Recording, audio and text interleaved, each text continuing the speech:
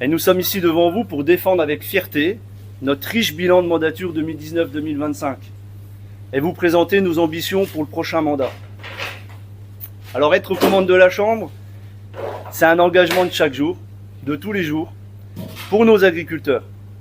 Mais c'est aussi une grosse responsabilité qui nécessite de porter certaines valeurs, comme le travail, le respect, l'humilité. La Chambre de Moselle, c'est une centaine de salariés, il ne faut pas l'oublier. C'est une entreprise. Le budget il est de 10 millions d'euros. Sur les 10 millions d'euros, 55% émanent des prestations, 30% de l'impôt et 15% des subventions.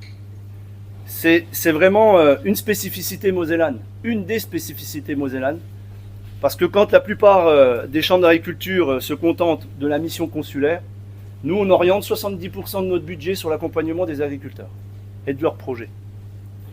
Alors le rôle de la Chambre il est divers et varié. Il faut représenter et défendre les intérêts du monde agricole auprès des pouvoirs publics et des collectivités territoriales.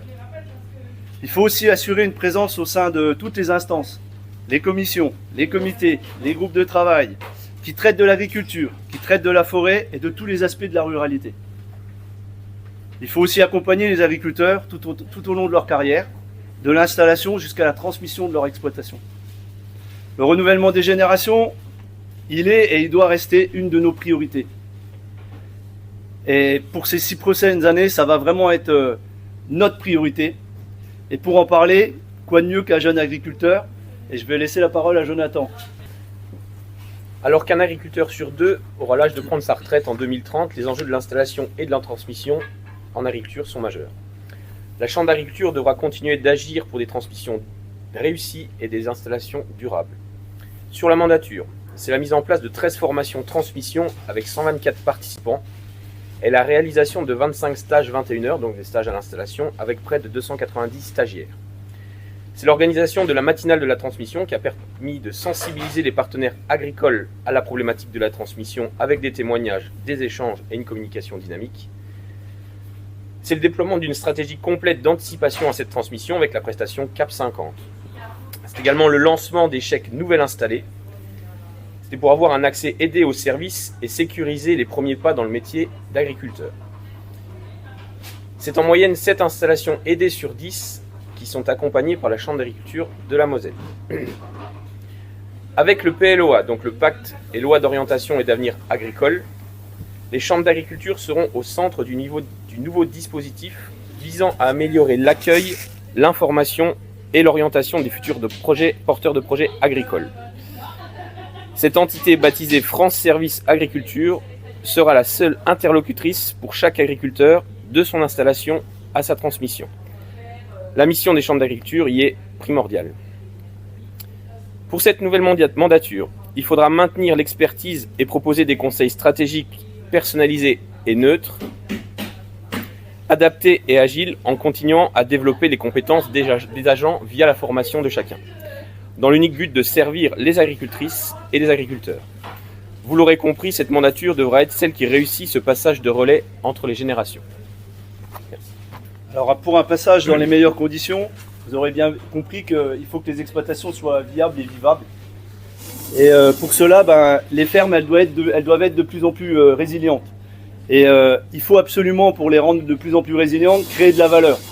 Et créer de la valeur, je crois que Philippe va pouvoir nous en parler, on a su le faire et on propose encore de le faire sur les 6 années à venir. Voilà, du coup, l'agriculture elle est en pleine mutation. On peut même dire qu'elle est en pleine révolution. Et on doit savoir trouver, chaque exploitant, de la plus-value pour pouvoir continuer à exercer notre profession. Et pour ça, il n'y a pas de mode d'emploi, il n'y a pas une trajectoire et c'est la bonne et tout le monde la suit et on fait tous pareil. Il n'y a pas une solution unique et surtout pas sur le département de la Moselle où finalement on n'a pas les mêmes terroirs. Personne n'a la même situation géographique, on n'est pas tous proches des villes non plus. Et puis chaque ferme a son identité. Après, être agriculteur, ça porte le même nom, mais en fait, dans l'agriculture, on n'a pas tous les mêmes centres d'intérêt, pas tous les mêmes qualités, pas tous les mêmes expériences, et on n'a pas tous les mêmes compétences et les mêmes passions.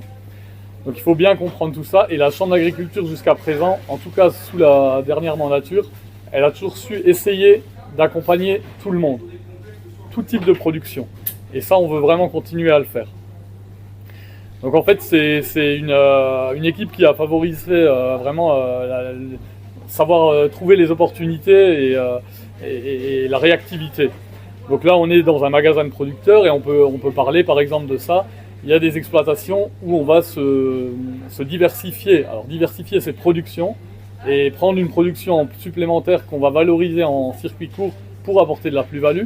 Il y a d'autres exploitations au contraire qui vont se spécialiser dans une production et qui vont eux aussi avoir accès au circuit court sous plusieurs formes. Ça peut être les magasins, ça peut être le drive qui a été créé quand même pendant le Covid, aussi grâce à la Chambre d'agriculture. Et demain, les casiers, hein, vous voyez un peu tout, voilà, faut de l'innovation, il faut s'adapter à la clientèle et les casiers seront une manière de faire. Après, la Chambre elle a su développer des productions nouvelles, en tout cas qui n'étaient pas très connues ou pas trop pratiquées dans notre département. Je pense à la filière de production de lait de chèvre. Il y avait une demande. Et le lait de chèvre, il y a des exploitations qui sont créées ou qui se sont diversifiées dans la production de lait de chèvre pour faire du fromage. Et donc, filière longue là. Ensuite, il y a eu un gros travail sur le poulet label rouge. Donc là aussi, toute une filière qui a été créée autour du poulet label rouge parce qu'on sait produire des céréales et finalement dans notre département et finalement il y a un besoin de savoir aussi les valoriser parce qu'il y a des céréales fourragères qui ne peuvent pas être valorisées autrement que par des animaux et voilà, c'était vraiment de boucler la boucle. Il y a eu sur cette mandature des essais de légumes de plein champ. Donc il faut savoir que dans certains types de terres on pourrait faire des légumes, sauf qu'il faut monter toute une filière quand même. Et ça permet d'apporter de la plus-value sur une exploitation céréalière qui peut diversifier son assolement et qui peut vivre de ça, quoi. Et puis le dernier truc qui va arriver, il y a eu un long travail de fait là-dessus, c'est on a beaucoup de moutons sur notre département et la laine c'est devenu une charge aujourd'hui. C'est devenu une charge parce que votre brebis vous devez la tondre une fois par an et il n'y a plus aucune valorisation possible. Donc là, il y a eu un gros travail de fait pour valoriser la laine de mouton, principalement dans l'isolation des bâtiments. La Chambre, elle a aussi travaillé sur la filière énergie, non sans difficulté parfois. Il faut quand même comprendre que l'État impose et a l'ambition de partir dans des énergies renouvelables. On sait tous que l'enjeu climatique, il est primordial. Il est aussi primordial pour notre revenu parce que finalement on dépend énormément du climat. Et l'agriculture c'est finalement aussi une chance et une solution pour les thèmes environnementaux, quoi. Mais c'est pas seulement une solution, il faut aussi que ce soit une solution de plus-value et de revenus sur nos exploitations. Donc il y a les choses qu'on connaît, quand c'est possible, un bâtiment quel qu'il soit, un bâtiment agricole, quand il peut être couvert de photovoltaïque, et pouvoir produire une énergie, c'est bien, mais ça dépend de son orientation, ça dépend des coûts de raccordement. Voilà, et tout ça, il faut le tenir en compte et on a la compétence, parce qu'on embauche des techniciens pour le faire, pour accompagner nos agriculteurs dans leurs projets. On a 22 méthanisations sur le département. La méthanisation, c'est une solution pour capter le méthane de nos animaux, c'est une solution pour mettre aux normes nos élevages.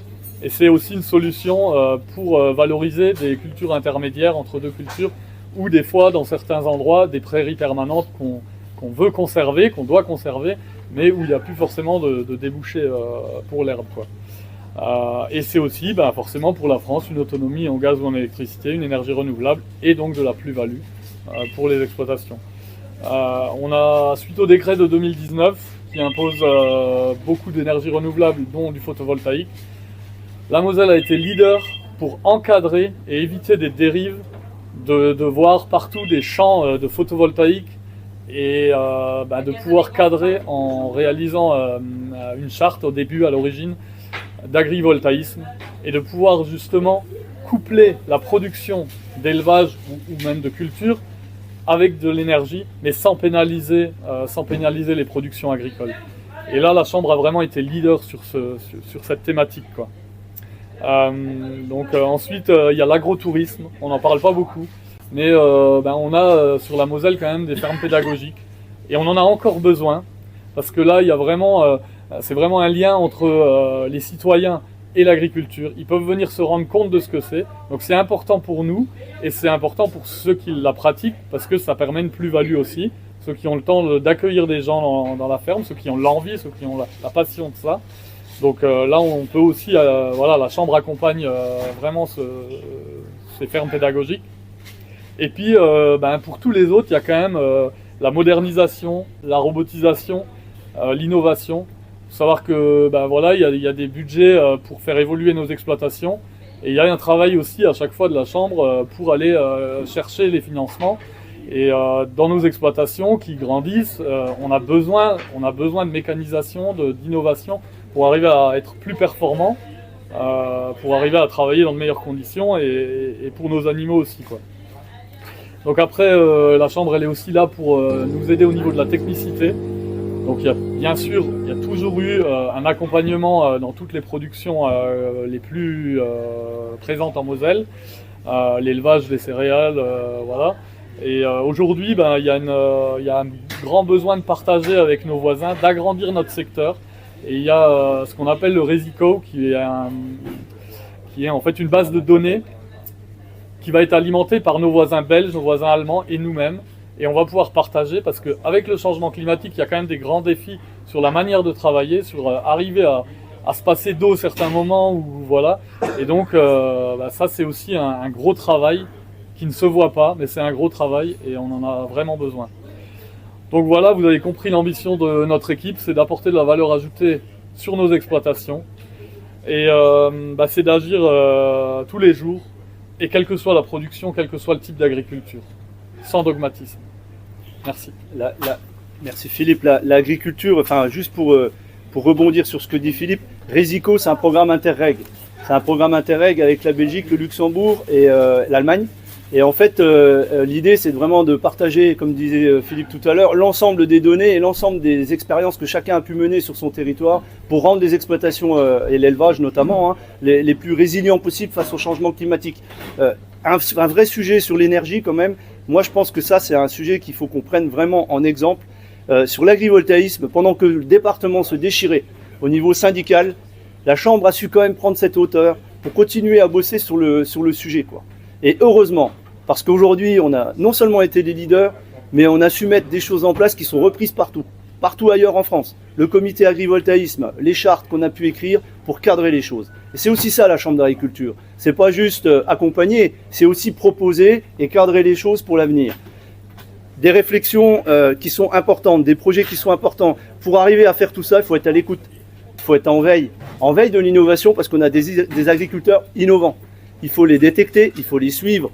Il n'y a pas un modèle agricole, il y a autant de modèles que d'exploitation. Et il faut qu'on se serve de ça pour faire avancer l'agriculture mosellane. Et pour arriver à mobiliser tout ça et à développer tout ça et à le reproduire sur d'autres exploitations, il nous faut des partenaires qui sont essentiels. Et là, je vais laisser Estelle nous parler de l'ensemble de nos partenaires.